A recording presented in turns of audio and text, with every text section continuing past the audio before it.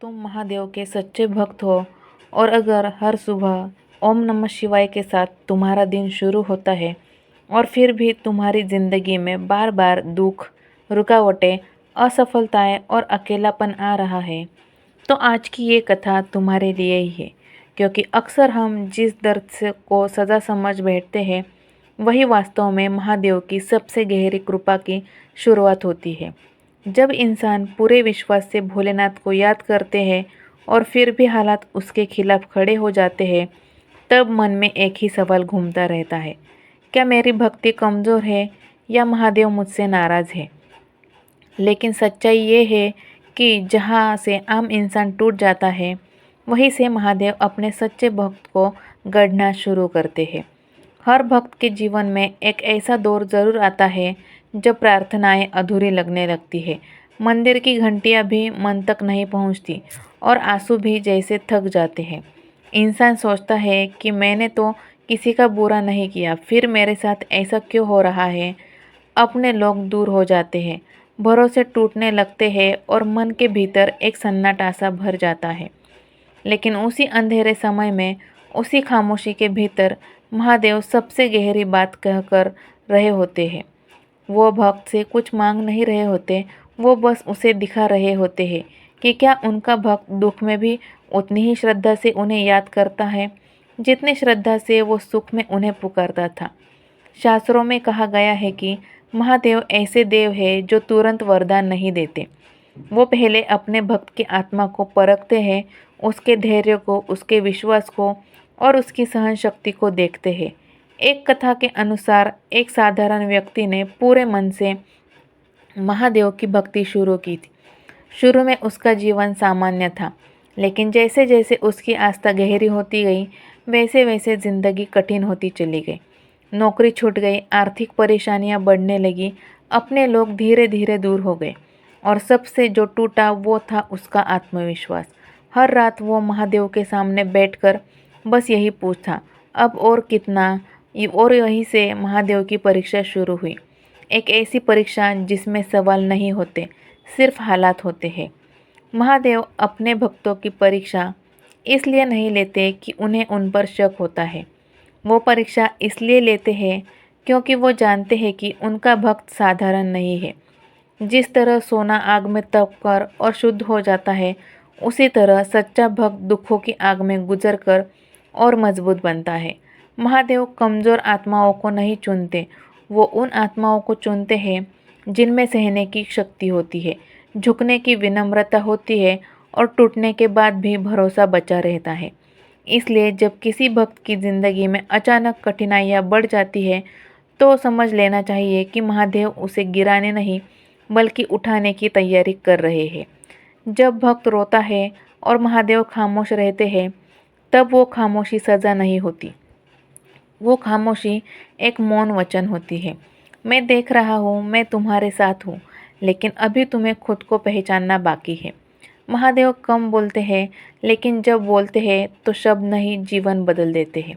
उनकी खामोशी ही भक्त को भीतर से इतना मजबूत बना देती है कि उसे बाहरी सहारे की ज़रूरत ही नहीं पड़ती। उस खामोशी में भक्त अपने डर, अपने अहंकार और अपनी कमजोरियों से आमने सामने होता है और यही से उसका असली परिवर्तन शुरू होता है। कहते हैं जिस दिन भक्त परिस्थितियों से लड़ने की बजाय महादेव पर सब कुछ छोड़ देता है, उसी दिन परीक्षा समाप्त होने लगती है। वो दिन बाहर साधारण लगता है, लेकिन भीतर से बहुत बड़ा होता है। फिर महादेव अचानक चमत्कार नहीं दिखाते, बल्कि धीरे धीरे ऐसे रास्ते खोलते हैं जिनकी कल्पना भी नहीं की गई होती। कभी नया अवसर मिलता है, कभी सही व्यक्ति मिल जाता है और कभी बस इतना सुकून मिल जाता है कि डर ही खत्म हो जाता है। यही महादेव की सबसे बड़ी कृपा होती है, जब वो हालात नहीं बदलते बल्कि इंसान को हालात से ऊपर उठा देते हैं। याद रखो, महादेव की परीक्षा का मतलब ये है कि तुम साधारण नहीं हो। अगर तुम कमज़ोर होते तो भोलेनाथ तुम्हें चुनते ही नहीं। हर किसी की ज़िंदगी में दुख आते हैं, लेकिन हर कोई महादेव का भक्त नहीं बन पाता। जो इस परीक्षा में धैर्य रख लेता है, जो टूटकर भी ओम नमः शिवाय कहना नहीं छोड़ता, वही अंत में महादेव की वास्तविक कृपा को महसूस करता है। अगर आज तुम्हारी ज़िंदगी में भी कठिन दौर चल रहा है तो इसे अपनी हार मत समझो। समझ लो कि महादेव तुम्हें नज़रअंदाज नहीं कर रहे, वो तुम्हें उस स्तर तक ले जा रहे हैं जहाँ पहुंचकर तुम्हें किसी चीज़ का डर नहीं रहेगा। इस कथा को अंत तक सुनना महादेव पर भरोसा जताने जैसा है, और भरोसा भोलेनाथ कभी हाथ नहीं लौटाते। जब महादेव की परीक्षा पूरी होती है तब कोई ढोल नहीं बजता, कोई आसमान से वरदान नहीं गिरता और न ही अचानक सब कुछ परियों की कहानी जैसा बदल जाता है। महादेव का तरीका बहुत शांत और गहरा होता है। परीक्षा के बाद सबसे पहले वो भक्त के भीतर कुछ बदलते हैं। वो इंसान जो कभी छोटी छोटी बातों से टूट जाता था, अब वो हालातों के सामने खड़ा रहना सीख जाता है। जो डर कभी रातों की नींद छीन लेता था, अब वही डर कमज़ोर पड़ने लगता है।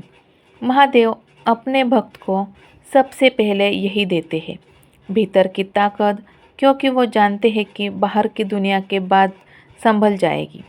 पहले आत्मा मजबूत होनी चाहिए।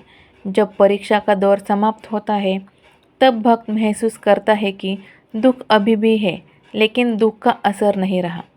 हालात वही होते हैं मगर इंसान बदल चुका होता है। यही महादेव की सबसे बड़ी लीला है।